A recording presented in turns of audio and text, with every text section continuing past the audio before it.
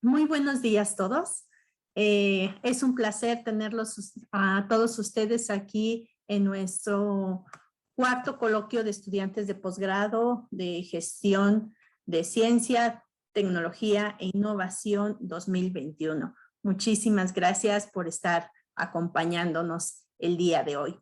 Y en esta mesa 3 que se está llevando a cabo conjunto con otras mesas simultáneas. El tema central es la gestión del conocimiento en Axtima. Para ello, entonces, una servidora, Luz María Castañeda, fungirá como moderadora y la doctora Rocío Huerta Cuervo del Instituto Politécnico Nacional nos apoyará en lo que refiere la parte de comentarios. El día de hoy tenemos 3 trabajos que se van a presentar. Uno dirigido por Miguel Sanuesa Olave. Gracias, Miguel. Cuyo título es La gestión del conocimiento para la mejora en los procesos de acreditación en instituciones de educación superior, por el programa de posgrado en Ciencias de la Administración, el doctorado en Ciencias de la Administración de la UNAM. Muy buenos días, bienvenido. Por otro lado, también vamos a tener el trabajo titulado Determinación cuantitativa del desplazamiento de la mano de obra en la producción por la tecnología en la industria automotriz en México como base para una política pública, dirigido por el maestro Víctor Hugo Bustamante García. ¿Perdón? Gracias.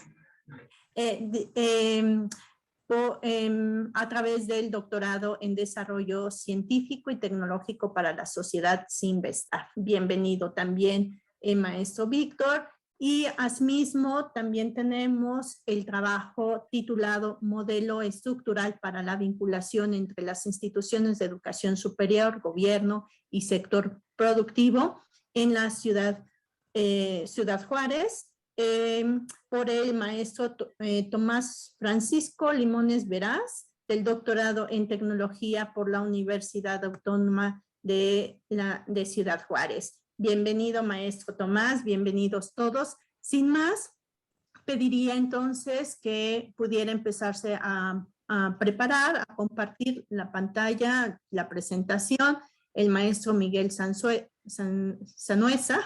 gracias, Sanuesa, para que podamos tener una intervención de 15 minutos, por favor, para que pueda la doctora Rocío Huerta hacer sus comentarios y dejar un pequeño espacio para preguntas de quienes nos acompañan y así entonces continuar con las siguientes presentaciones. Muchísimas gracias. Entonces, adelante, maestro Miguel.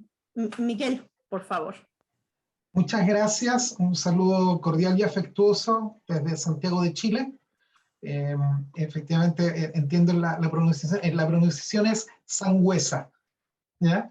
Pero se agradece. Quiero ver si se comparte bien y si no, para poder mover un poco a mi segunda pantalla, porque estoy a veces lamentablemente...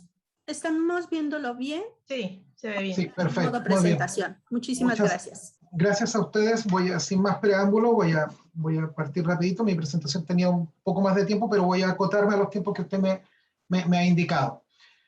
Saludarles cordialmente, tal y como lo dijo la doctora Luz. Mi nombre es Miguel Sangüesa Olave, soy chileno.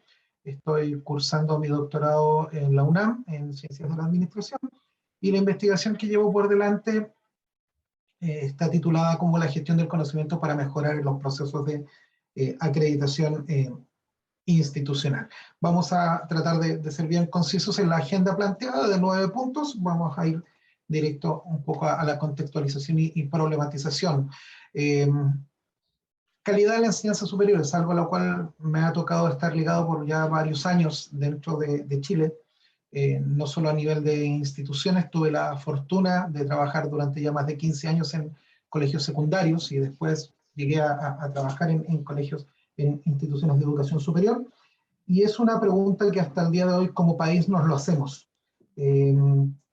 Las universidades o las instituciones de educación superior tratan de medir, comillas, su calidad y reflejarla esta a partir ya sea por medio de algún ranking o por medio de alguna certificación, y en particular en nuestro país a partir de los sistemas de acreditación institucional, los cuales a partir del año 2018 se han visto drásticamente cambiados producto de una nueva ley de educación superior que ha surgido y que se va a implementar ya en los próximos años. Estamos hablando de 2022, 2023, esto se ha atrasado un poco producto de la pandemia y de otras características que ha sufrido nuestro país. Hace un par de años atrás tuvimos lo que es considerado un estallido social, que obligó a hacer un cambio político que de una u otra forma nos ha obligado a atrasar ciertos procesos. Pero en ese sentido, de buscar el cómo tener nuevas estrategias para apoyar a estos desafíos que van a repercutir finalmente en la calidad de la institución de educación superior, es que esta investigación cumple con investigar, valga la redundancia, o identificar distintas prácticas de gestión del conocimiento que vayan en esta línea o que de una u otra forma tributen a lo que nosotros estamos buscando. Para eso se realizó una exploración y una descripción de lo que existía a nivel de distintos continentes, distintas universidades, y en particular sobre las características cualitativas que tenían o que tienen las mejores universidades acreditadas en Chile, son 4 de 55, las cuales de una u otra forma nos permitirían dar luces de cómo estas prácticas de gestión del conocimiento puedan estar involucradas o no. De ahí que se planteó el trabajo de un caso de estudios múltiples para poder ir investigando y determinando si incidían o no incidían. ¿Qué logramos con ello? Bueno, poder justamente repercutir en nuestra pregunta-problema, cómo impactar positivamente a los procesos de acreditaciones institucionales a través de estas prácticas del conocimiento, mediante el desarrollo de una propuesta de un modelo basado en estas mismas prácticas que nos permitan optimizar los procesos internos de forma tal que pueda mejorar la acreditación. Para ello nos planteamos objetivos desde la identificación de estas prácticas de gestión del conocimiento, principalmente en las mejores universidades en Chile, analizar mediante este estudio de casos el papel que ejecutaban estas prácticas de gestión del conocimiento para mejorar las diversas actividades y finalmente diseñar un modelo basado en estas prácticas que nos permitieran que se permitieran ser utilizadas por las instituciones y que favorezca la mejora en los procesos de acreditación.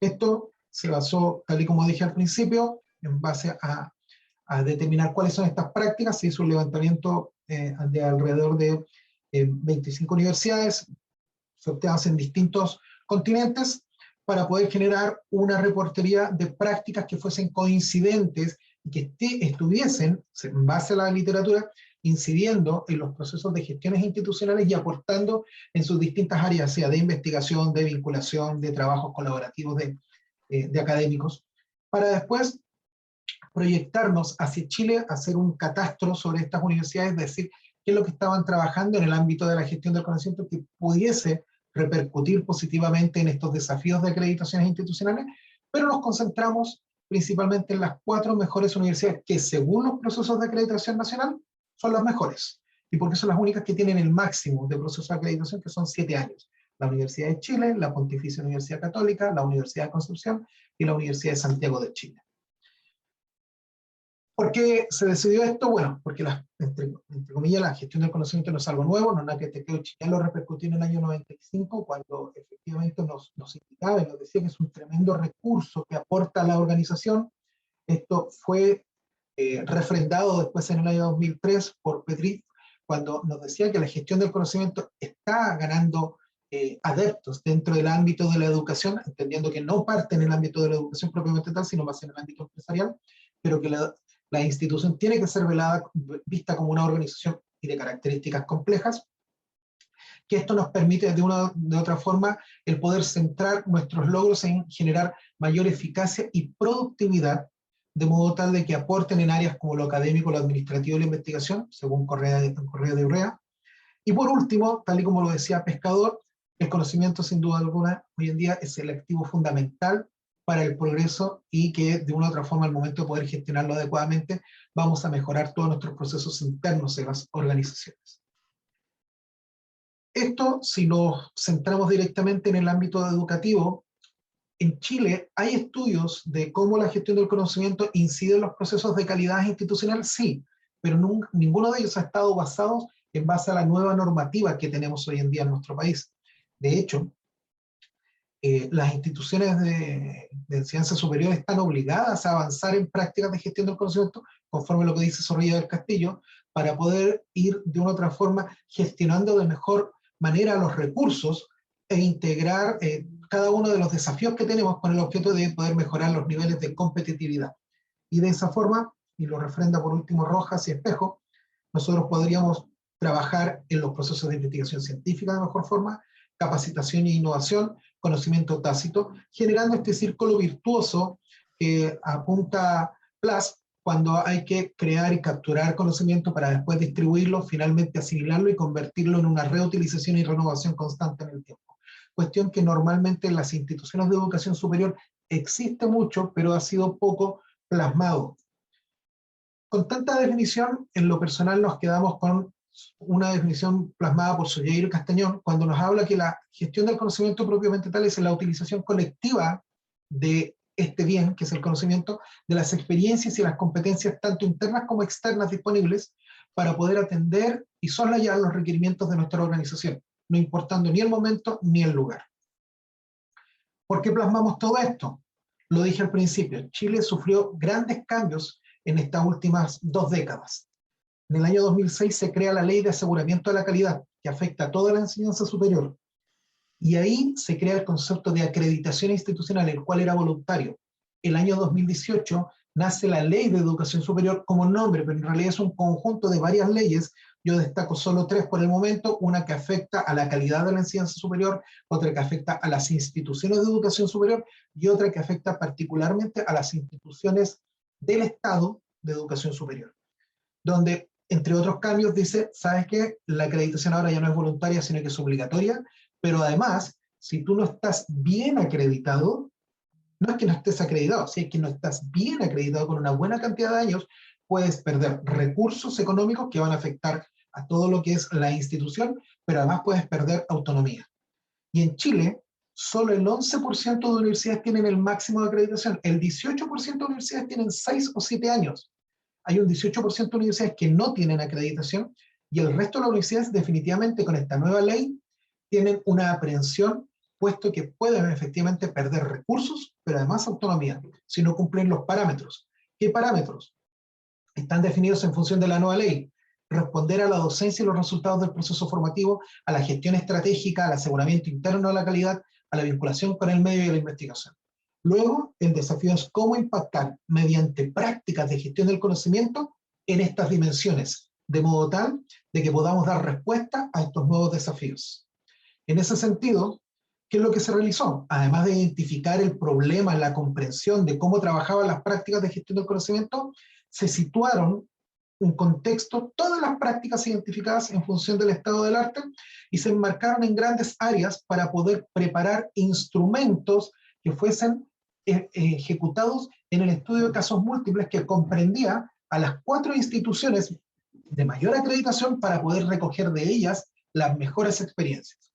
De ahí se realizó un trabajo de orden cualitativo que implicó entrevistas con fuentes primarias y secundarias, destacando en ellas las fuentes primarias a altos directivos de cada una de las universidades partícipes de este caso de estudios múltiples, pero al mismo tiempo a altas autoridades del Ministerio de Educación, a altas autoridades de la Comisión Nacional de Acreditación, a empleadores y empresarios externos y por supuesto a investigadores independientes. Esa diversidad nos permitió contrastar la información junto con la información, con la fuente de recolección secundaria, que eran los modelos educativos, los informes de acreditación, los informes de autoevaluación, para poder de una u otra forma generar dimensiones y categorías que nos permitieran contrastar y correlacionar las prácticas de gestión del conocimiento más usuales y su incidencia y cómo éstas estaban relacionadas con los criterios de acreditación. Todos estos instrumentos, todas estas entrevistas fueron validados a partir de diferentes fuentes de información, de la generación de bases de datos y por supuesto de la consulta a expertos. ¿Qué logramos hacer con esto? Una vez que se recogieron todo lo que sean las prácticas de gestión del conocimiento desde las distintas fuentes de información externas a partir del estado del arte, se recogieron todas las prácticas de gestión del conocimiento de estas universidades, las prácticas que fueron coincidentes entre estas universidades a partir de la lectura de las fuentes secundarias. Y después, en alusión a lo que nos recomendaba Jim, se realiza una segmentación de áreas relacionadas con estas prácticas de gestión del conocimiento, de modo tal de que las preguntas hacia los distintos informantes claves estuviesen medianamente dirigidas, y no digo dirigidas estrictamente, porque las entrevistas fueron semiestructuradas, de modo tal de que se trabajó con cada uno de estos informantes claves en este trabajo de campo por un periodo de no más allá de 3 meses para poder estabilizar el mismo periodo de tiempo. En ese entonces, ¿qué es lo que se rescató? Un análisis que a partir de la escucha y lectura de todas estas entrevistas nos permitiera determinar los temas principales relacionados con la gestión del conocimiento, basándonos en las opiniones que cada uno de los entrevistados dio. De ahí se generaron datos o predatos que de una u otra forma nos permitieron ir construyendo una matriz de codificación a partir de tablas subdivididas con base a las temáticas escuchadas y leídas. Todo esto asesorado, en este caso, por Kirkos, que es un software de apoyo para el trabajo cualitativo, que nos sirvió bastante para poder un poco orientar y ordenar respecto de cuáles eran las temáticas, grupos y subgrupos que se generaron a partir de las distintas dinámicas de intervención. Se aprovechó todo esto de modo tal de que sirvió para construir un mapa de conceptos e ideas fuerzas asociadas a las distintas prácticas de gestión del conocimiento explicitadas. Con esta información levantada de cada una de las entrevistas, se toma el mapa diseñado y las distintas fuentes de información secundarias leídas, de modo tal de construir un discurso que nos permitiera resaltar las prácticas y las conexiones existentes entre cada una de las universidades y cómo podían incidir en los distintos procesos relacionados con las futuras dimensiones de acreditación. Con esto se construye el discurso, donde se incluyó lo más repetido, por supuesto, pero también aquellas opiniones opuestas sobre los temas tratados. De eso se buscó un diálogo para los entrevistados. ¿Qué se generó con esto? Se generó un mapa conceptual con los distintos grupos y subgrupos asociados a las distintas prácticas de gestión del conocimiento y su incidencia en cada una de las áreas. Con ello se genera el concepto de la asociatividad o espiral entre cada una de estas prácticas y cómo inciden con las prácticas, cómo inciden con las dimensiones de acreditación y su estructura. ¿Cómo relacionamos esto? Me voy a apurar un poco porque me queda un minuto. ¿Cómo relacionamos esto con cada una de las dimensiones? Bueno, para cada práctica que fue seleccionada, se hizo una relación directa con cada una de las dimensiones y qué incidía o en qué no incidía en función de los criterios de acreditación. Esto se replicó para las distintas prácticas y para las distintas dimensiones. Con esto que se construyó un engranaje entre lo que aportaba cada práctica y lo que recibía cada dimensión. Pero no había que dejar de lado algo muy importante, que es cómo se comportan las estructuras universitarias y cuáles pasan a ser las responsables en cada una de estas áreas. Es ahí como cada una de estas estructuras universitarias tienen áreas afín y ellas se hacen responsable de una u otra forma de cada una de estas prácticas. No que sean las únicas que trabajan con las prácticas a nivel institucional, sino que son las responsables principales de poder desarrollar cada una de estas áreas. Al momento de poder amalgamar cada uno de estos componentes, generamos un modelo que identifica a las 5 prácticas de gestión del conocimiento, la relación que tienen con cada una de las áreas, pero no de forma paralela ni serial, sino que de forma espiral, en las cuales intervienen todo lo que es las áreas institucionales, las dimensiones de acreditación, las prácticas, bajo un marco de estrategia institucional para poder determinar los elementos evidenciales que a la larga después son los indicadores para las prácticas. Un minuto. Perfecto, termino con esto y algunas de las consideraciones que se llevan hasta el momento. Las prácticas identificadas están en línea con las experiencias realizadas en el estado del arte, pero hay que identificar claramente que el no aplicar adecuadamente estas prácticas se debe principalmente a un conjunto de factores que pasan por el liderazgo institucional, los recursos económicos y por sobre todo la cultura institucional. El modelo, si bien permite desarrollar cada una de estas prácticas, la idea es que se puedan ir indicando las diversas dimensiones de acreditación en las cuales se van afectando. La propuesta va contribuyendo al proceso sistemático, pero no es la mejora única. Esto tiene que ser sumado a un conjunto de otros elementos. Y termino con ello. Las tareas futuras obviamente implican el poder trabajar con otro tipo de instituciones, no solamente las de LITS, porque ya tienen un componente político e histórico distinto, pero además es necesario poder ponderar cada una de las diversas prácticas en función de la cultura institucional. Por último, la validación respecto de la implementación es tarea a futuro, puesto que en este instante lo que se espera es poder presentar un diseño y validar este diseño, cuestión que se está haciendo mediante juicio experto en función de profesionales que van desde el área de la gestión del conocimiento, de las áreas de las acreditaciones y certificaciones y por supuesto de directivos de nivel estratégico. Este proyecto ya ha sido presentado y tenemos la fortuna de poder quedado ya presentado en un par de libros y en un par de publicaciones en un congreso justamente de las áreas de gestión del conocimiento y sobre todo estrategia educacional. Perdón si me pasé un par de minutos. Muchísimas gracias, maestro Miguel Nuesa. Y bueno, pues ahora damos paso, por favor, a la doctora Rocío Huerta Cuervo para sus comentarios, por favor. Muchísimas gracias, doctora. Muchas gracias, muy buenos días tengan todos ustedes, un gusto estar en este coloquio. Maestro Sangüesa, pues muy interesante todo su proyecto de investigación y el avance que tiene. Los procesos de acreditación, pues de alguna manera han buscado jalar a las organizaciones educativas a formas de desempeño más eficientes que las lleven a cumplir de mejor manera los objetivos que éstas tienen. En muchas ocasiones, al buscar hacerlo, pues parecería que la historia de las organizaciones, su cultura organizacional, el conocimiento tácito que dentro de ellas se desarrolla, pudiese ser transformado como para alcanzar los objetivos que a veces las acreditaciones definen. Y en mucho, los procesos de calidad dentro de las organizaciones, la forma en cómo se ejerce la docencia, la gestión estratégica, la vinculación con la industria, con otros sectores sociales y los desarrollos de los procesos de innovación, pues tienen que ver precisamente con esas capacidades internas, locales, explícitas, que existen en cada una de las organizaciones.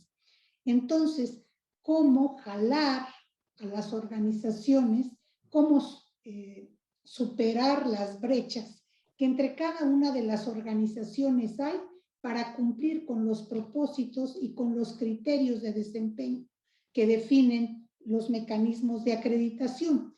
Bueno, tengo la impresión que muchas de las organizaciones han hecho esfuerzos muy importantes por tratar de acortar esas brechas, pero la historia institucional de cada organización va a condicionar de manera muy significativa la forma en que esto hacen.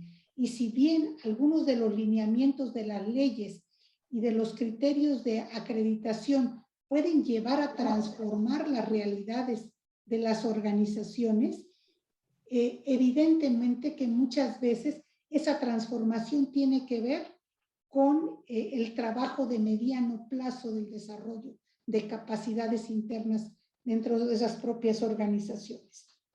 En el caso específico, por ejemplo, de México, bueno, este siglo, las instituciones de educación superior han venido modificando pues sus procesos de trabajo a partir de buscar cumplir con los criterios tanto de acreditación de las carreras como el buscar adecuarse a los criterios, por ejemplo, del Padrón Nacional de los posgrados de calidad, para buscar tener una serie de apoyos, de incentivos, tanto para los programas, sus profesores y los alumnos que participan en ellos. ¿Hasta dónde? Y esa es la pregunta que me gustaría hacerle. ¿Hasta dónde estos procesos inciden de manera significativa en las transformaciones que las organizaciones de educación superior pueden llevar adelante?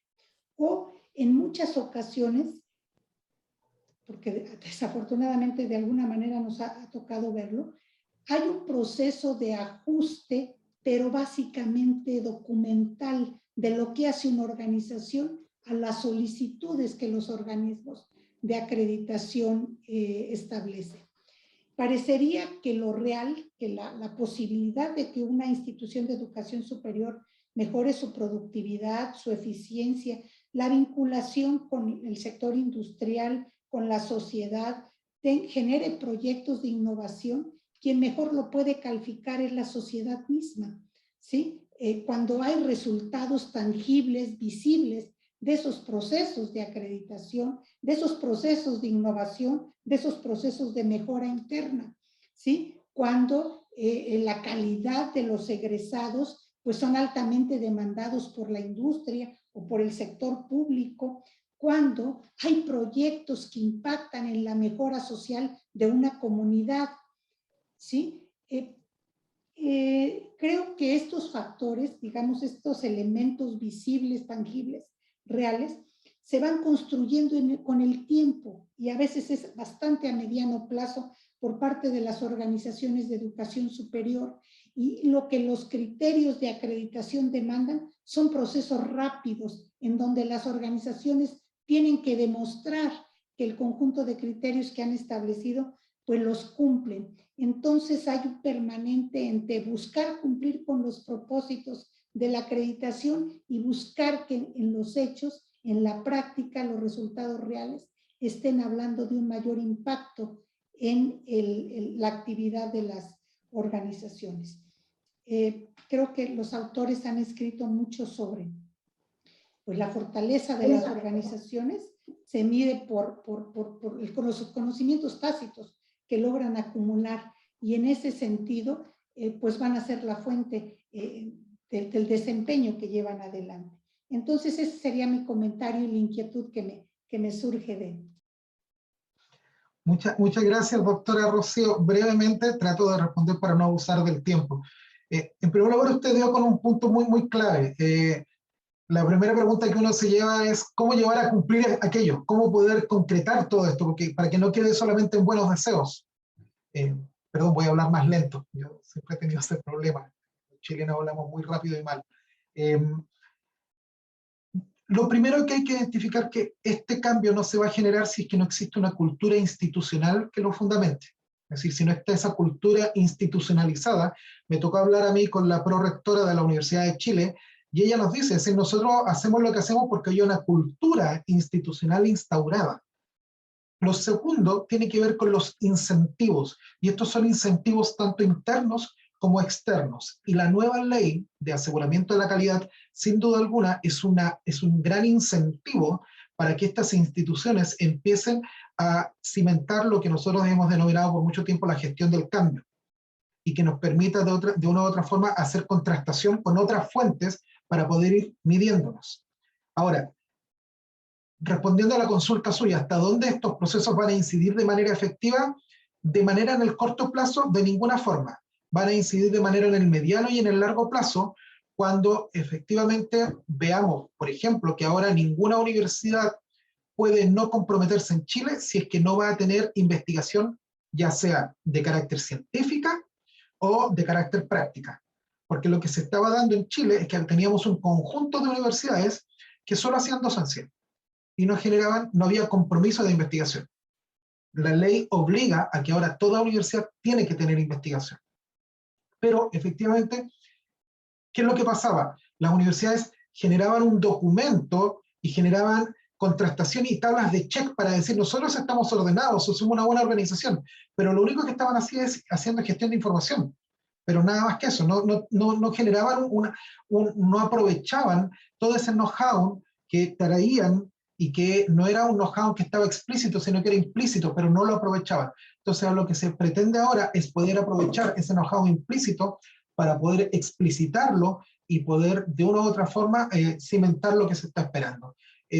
La calidad sigue siendo visualizada externamente. Las 4 universidades que fueron parte de este estudio, claro, todas tienen más de 100 años, todas tienen una trayectoria, todas han generado presidentes de la República, por lo tanto, claro, era uno de los alcances que yo hice es que en una segunda etapa uno tiene que hacer un levantamiento de información con universidades que están a mediano nivel, no a tan alto nivel, pero la primera etapa era rescatar de estas universidades, aparte de la característica política, aparte de la característica histórica, cuáles son estas prácticas que pueden ser replicables perfectamente en otras instancias. Así que agradezco una vez más su comentario, doctora Rocío. Muchísimas gracias, doctora Rocío. Muchísimas gracias, maestro Miguel. Por favor, demos espacio a quienes nos acompañan. Si hubiera alguna pequeña intervención que pudieran realizar. Adelante, maestro Tomás, por favor. Sí, muchas gracias. Felicidades, maestro Sangüesa. Mire, nada más tengo una pregunta. Estoy un poquito interesado en ver en esa relación que tuvo con el entorno en cuanto a la gestión del conocimiento.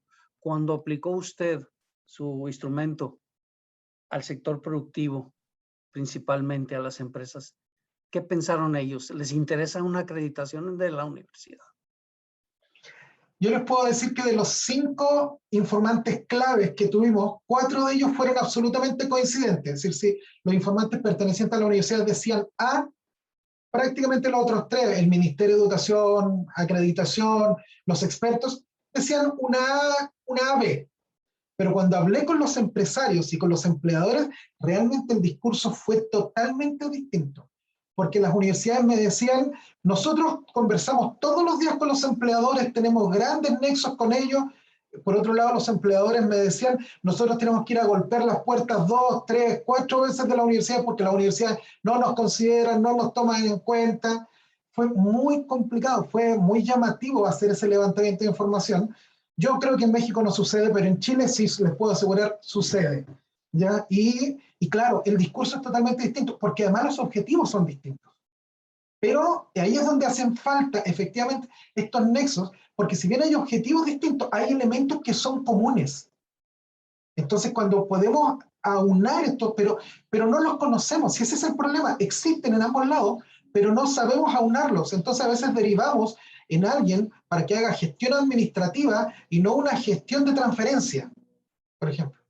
Entonces ahí es donde tenemos un poco, pero era ese, yo creo que usted conocía un poco la respuesta, maestro Tomás, pero sí, en Chile lamentablemente nos pasa eso, porque claro, hay universidades de élite que tienen grandes nexos con grandes empresas, pero en Chile el empleo no lo dan las grandes empresas, en Chile el empleo lo dan las medianas empresas.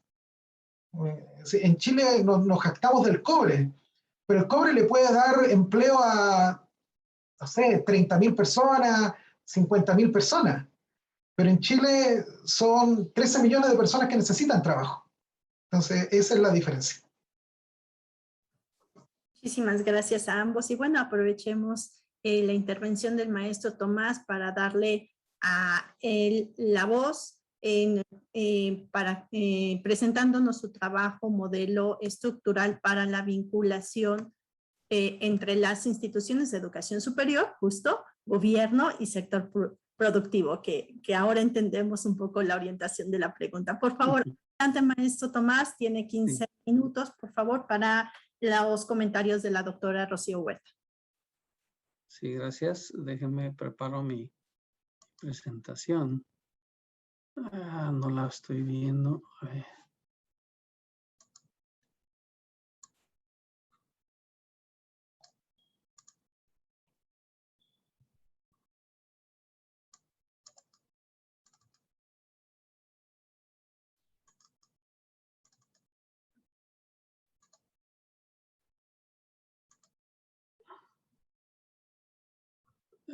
No sé si ya están viendo la presentación. Aún no. Aún no. Bueno, déjenme ver. Está por cargarse. Dice, ya está empezando a compartir pantalla. Entonces, no, hay que esperar un poquito más.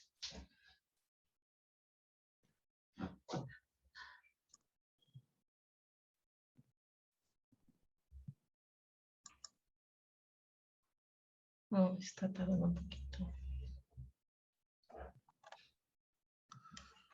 No, ya se tardó más. Voy a parar otra vez a ver. Ajá. Por favor, gracias. Y voy a intentar.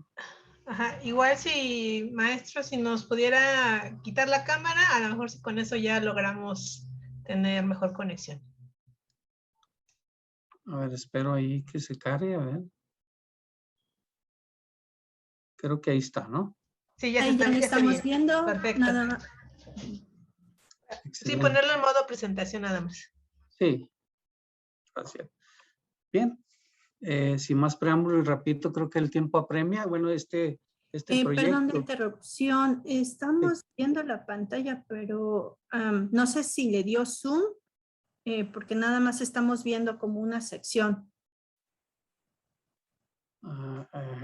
Dejémoslo ver. Maestro, le sugiero compartir su pantalla completa del computador y no la ventana de la presentación, del Power. Ok, vamos a ver.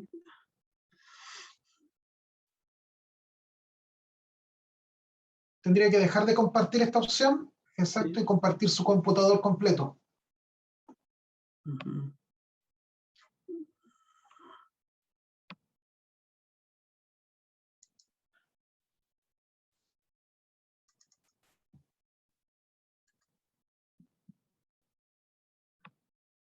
Ahí sí, ya le puede dar presentación completa.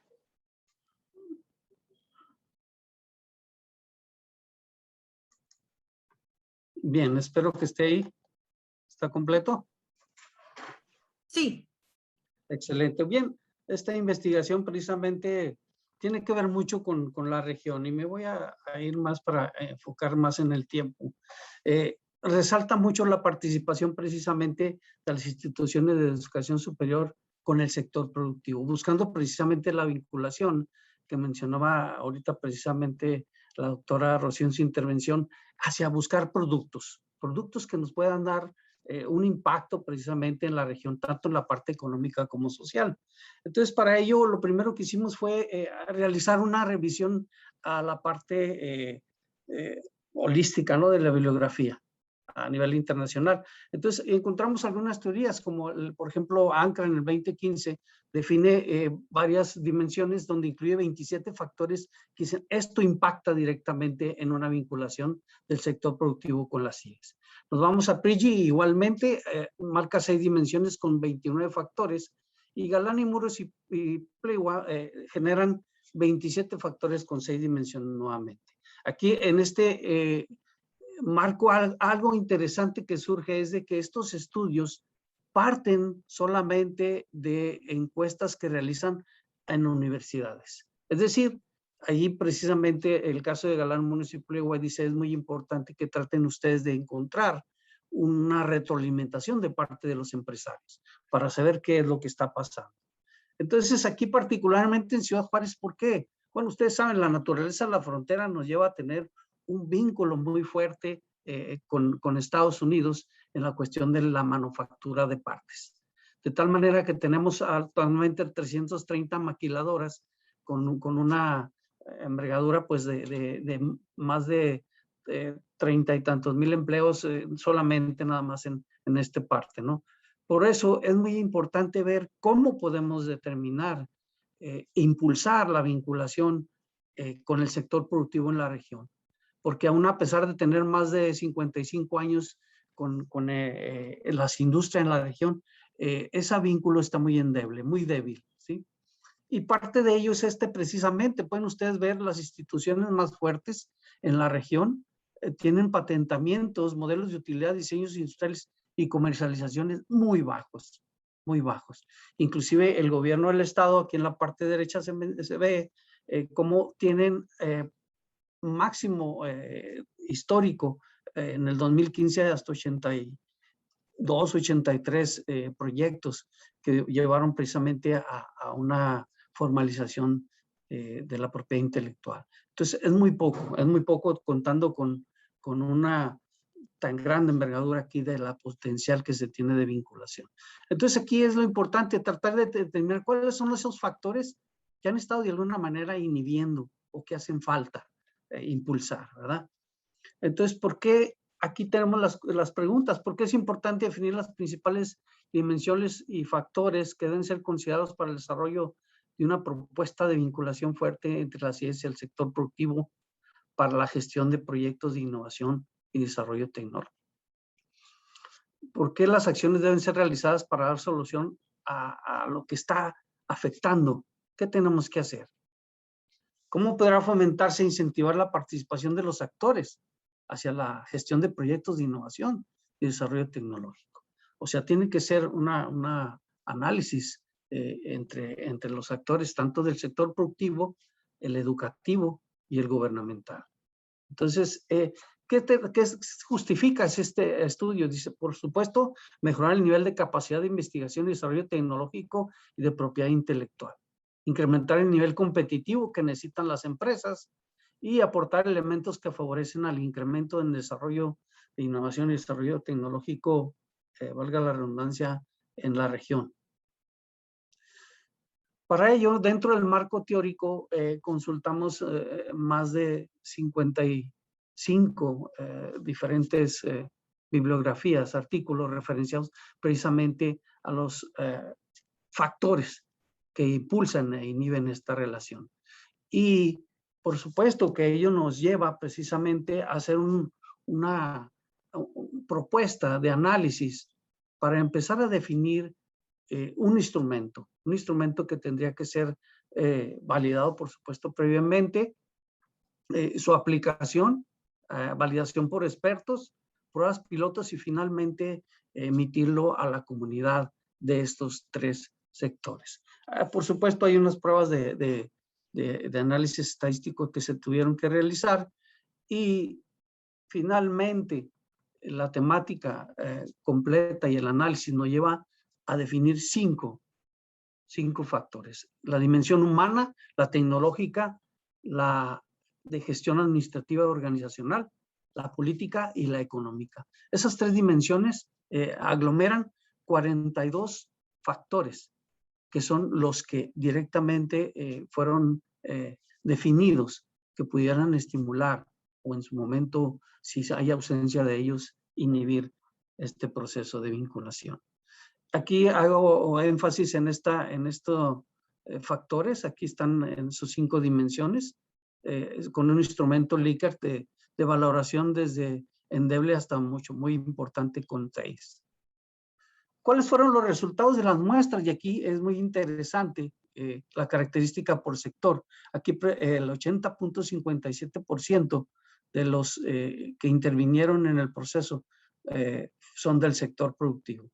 El 54% educativo y un 6.4% del sector gubernamental. Muy poquito, ¿verdad? En la posición laboral, ahí también pueden ver ustedes los impactos más fuertes en la parte de la docencia. Participaron muchos docentes, pero también participaron la parte de si yo aglomero o conjunto lo técnico, directores, gerentes, empleados, pues la posición del sector es muy fuerte hacia la laboral. Los grados académicos, muy interesante aquí, la mayoría de maestría, muchos que ocupan estos puestos aquí en la región son másters. Luego viene la parte de licenciatura, finalmente el doctorado con casi un 20% y bachillerato un poquito menos. La experiencia laboral, muy interesante aquí, más de 20 años las personas que participaron, cerca del 64%. De ahí va hacia abajo entre 22, 15 y 16, con de 1 a 5 años, 6 a 10, de 11 a 15, 16 a 20. El análisis factorial que se realizó, por supuesto que lo que hicimos fue hacer un KMO para verificar precisamente las variables con sus factores. Y tuvimos un buen resultado de KMO de 0.940. Aquí hicimos nosotros lo que viene siendo ya el modelito, que es de segundo orden, y aquí podemos ver nosotros las cargas factoriales. Y fíjense ustedes cómo las respuestas que nos dieron los encuestados tienen un gran impacto, salvo en 2 o 3 variables que ahí las estamos poniendo abajo de 0.5, que de alguna manera son endebles, ¿no? Tenemos como, nada más una salió. Sin embargo, pues sí hay 3 o 4 que son consideradas endebles. Bien, este estudio nos lleva como conclusión, porque precisamente con esas importancia que le da las cargas factoriales, después del análisis estadístico, que es relevante como punto más importante la dimensión política. Y lo vimos a través de precisamente del resultado que nos da el propio estudio estadístico, donde la intervención del gobierno para realizar cambios en la política pública es relevante. Es relevante para poder incentivar ese vínculo y el desarrollo de proyectos tecnológicos con impacto tanto en el mercado interno, externo, la generación de propiedad intelectual y la creación de empresas, entre otros. Por supuesto que los factores tienen una relevancia en orden, y la más importante fue la de política. Enseguida viene la administrativa organizacional con ese peso, que quiere decir que si no tenemos un sistema administrativo en la universidad o en la propia empresa, no vamos a poder entrelazar un sistema operativo maduro para poder tener éxito. Enseguida viene la parte humana en ese orden, porque es importante tener una preparación de parte de los actores que se ven involucrados en esta vinculación para el desarrollo de proyectos. La que sigue es la tecnológica, en ese orden cuarto, la tecnológica, relevante la inversión que puedan hacer tanto las empresas como las instituciones, con la disposición tanto de los elementos favorables como laboratorios, equipamiento para el desarrollo de la investigación. Finalmente, la económica.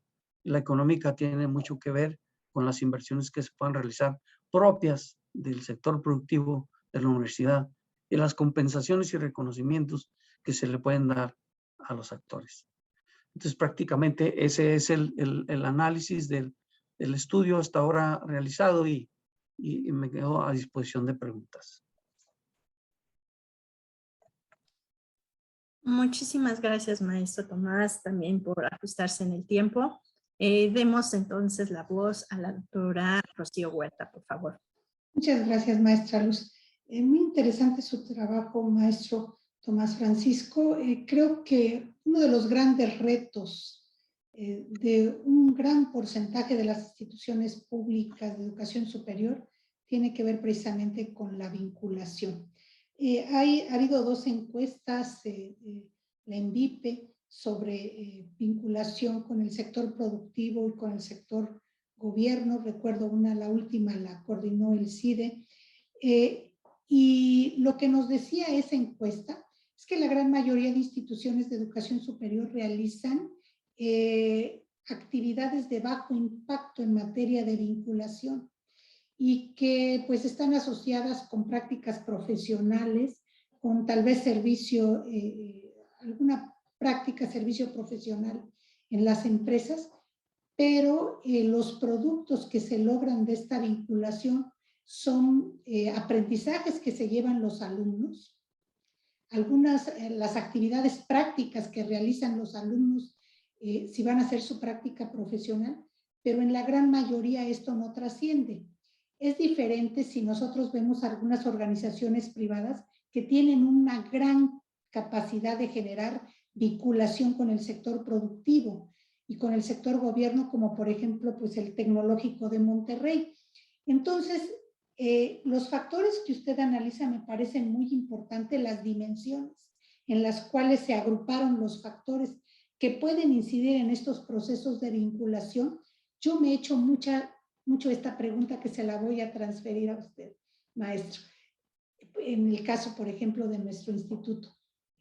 ¿Por qué nuestros estudiantes no pueden estar un año completo en una industria en la que esté enfocada directamente con la carrera profesional que ellos están llevando adelante? De tal manera que ya deje de ser actividades de bajo impacto y pudiesen ser programas en los cuales grupos de estudiantes con la coordinación suficiente de docentes pudiesen ir a las industrias a aprender, pero también a resolver problemas prácticos para eliminar la brecha que hay de que los estudiantes cuando salen de nuestras escuelas tienen quizá muchos conocimientos teóricos, instrumentales, metodológicos, pero no conocen con precisión cuáles son los retos y los problemas que las industrias de manera concreta están teniendo. Entonces, ¿cómo superar esa brecha si no es a partir del acercamiento directo y del trabajo conjunto con los equipos de trabajo de las industrias? ¿Sí? De manera cotidiana, porque hay que ir a identificar el problema, hay que dialogar sobre ese problema y hay que buscar soluciones a ese problema, ¿verdad? De cualquier área que se pueda dar.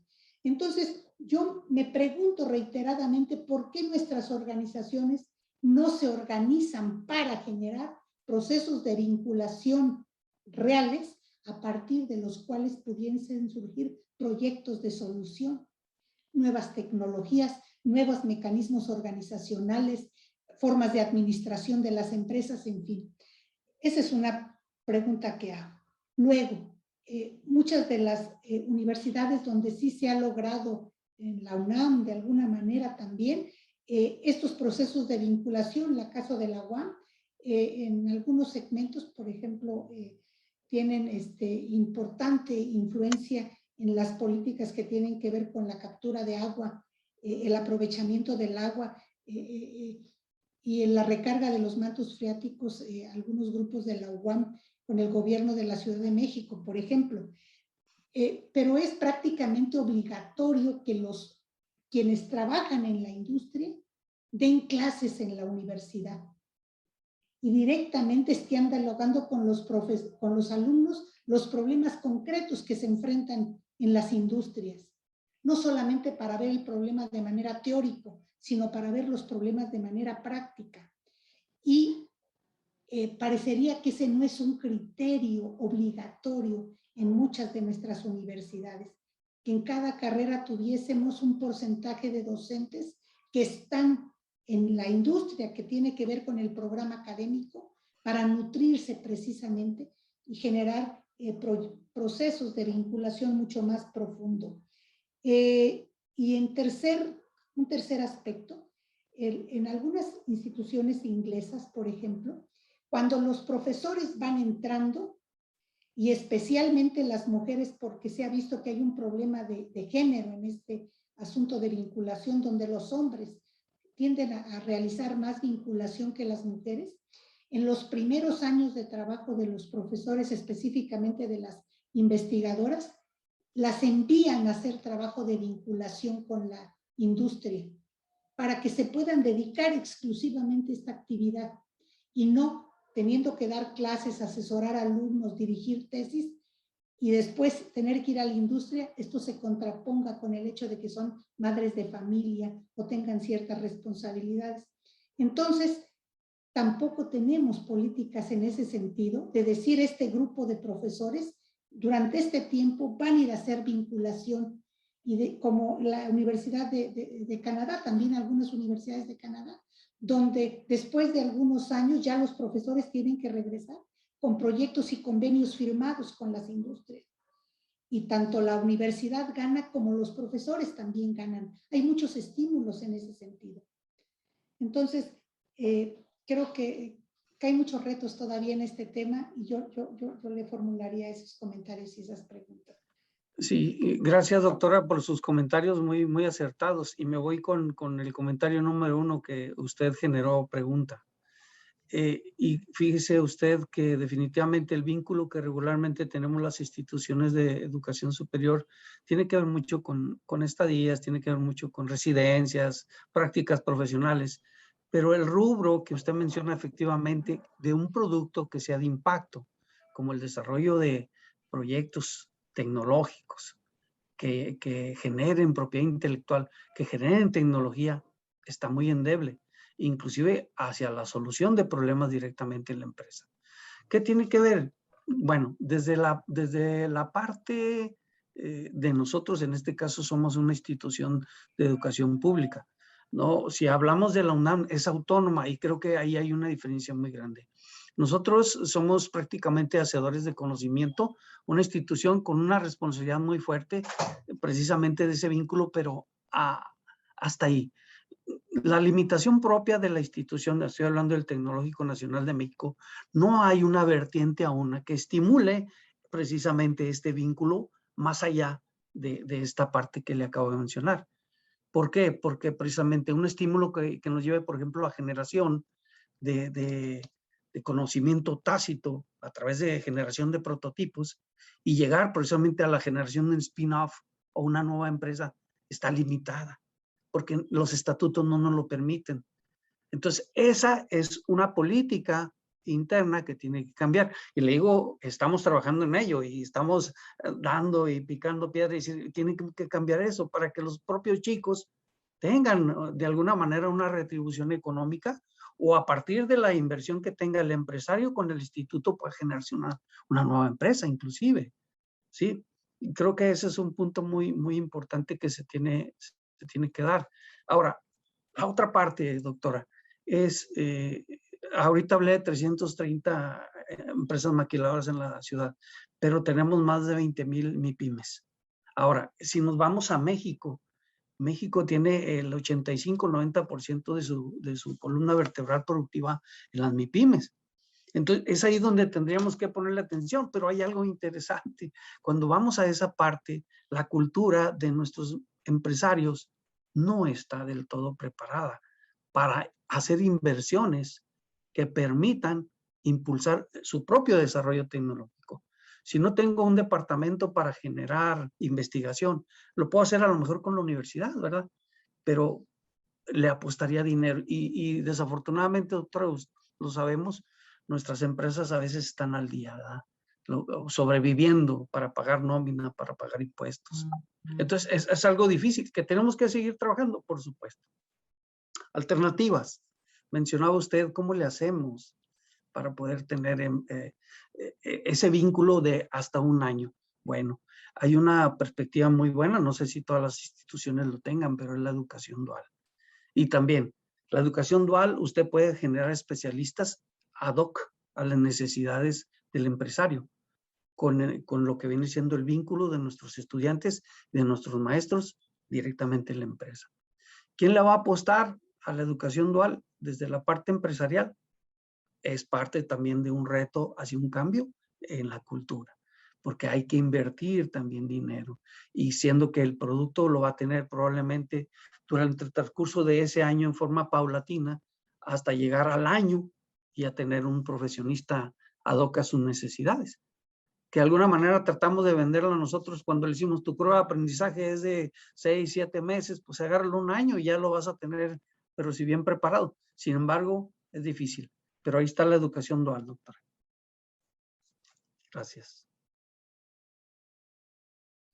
Muchísimas gracias. Bueno, no sé si haya alguna pregunta que añadir por el lado de Miguel, de Cristina, que nos acompañan.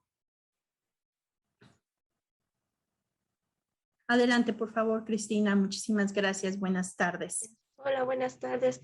Primero, muchas felicidades. Me gustó bastante la presentación de los dos compañeros, pero mi comentario va más hacia el maestro Tomás. No tanto es una pregunta, sino que creo que estos son espacios importantes para poder entablar diálogos entre compañeros, ¿no? Nada más una interrupción. Si te presentas de una universidad. Soy Cristina Trejo y soy doctorante en la Universidad Autónoma Metropolitana en el doctorado de Ciencias Sociales.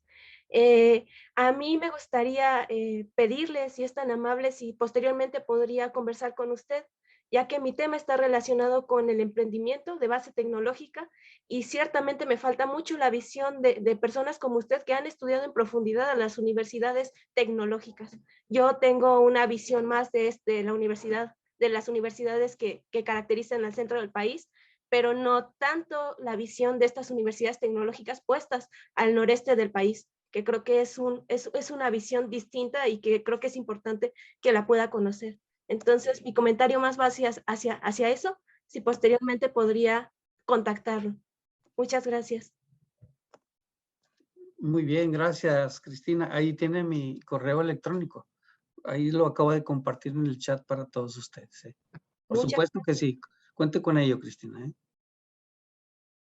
De igual forma, le agradeceremos al maestro Miguel Sangüesa si nos comparte su correo para si en algún momento es conveniente por parte de quienes van a consultar todo este material, porque adicional a la presencia de Cristina, dentro de los mismos participantes en el coloquio, estaremos teniendo, entiendo, estas grabaciones disponibles para toda la comunidad que está haciendo partícipe en el coloquio y será muy bueno establecer como estos contactos. Muchísimas gracias, Cristina. No sé si hubiera alguna otra intervención por parte de Miguel, del maestro Tomás, por favor.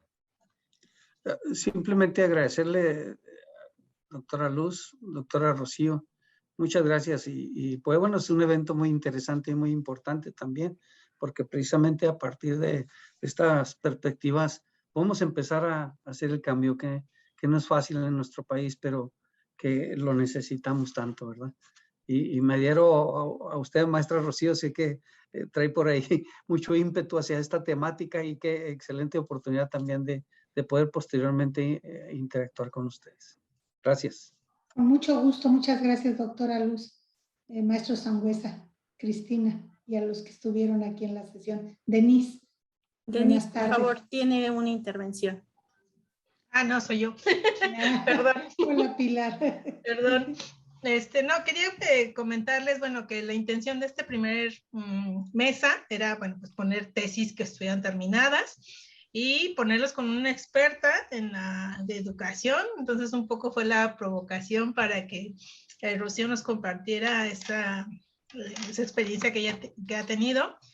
Y bueno, pues sobre todo, bueno, generar estos espacios de diálogo con nuestros egresados es muy importante y que bueno, que estas redes pues permitan la colaboración posterior. Y bueno, les agradecemos mucho su participación.